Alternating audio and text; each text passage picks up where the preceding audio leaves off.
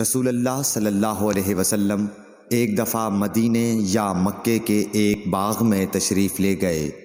وہاں آپ نے دو شخصوں کی آواز سنی جنہیں ان کی قبروں میں عذاب کیا جا رہا تھا۔ آپ صلی اللہ علیہ وسلم نے فرمایا کہ ان پر عذاب ہو رہا ہے اور کسی بہت بڑے گناہ کی وجہ سے نہیں۔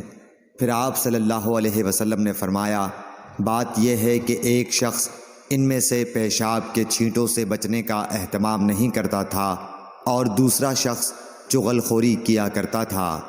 پھر آپ صلی اللہ علیہ وسلم نے کھجور کی ایک ڈالی منگوائی اور اس کو توڑ کر دو ٹکڑے کیا اور ان میں سے ایک ایک ٹکڑا ہر ایک کی قبر پر رکھ دیا۔ لوگوں نے آپ صلی اللہ علیہ وسلم سے پوچھا کہ یا رسول اللہ یہ آپ نے کیوں کیا؟ آپ نے فرمایا اس لیے کہ جب تک یہ ڈالیاں خشک نہ ہوں شاید اس وقت تک ان پر عذاب کم ہو جائے۔ صحیح بخاری حدیث نمبر 216۔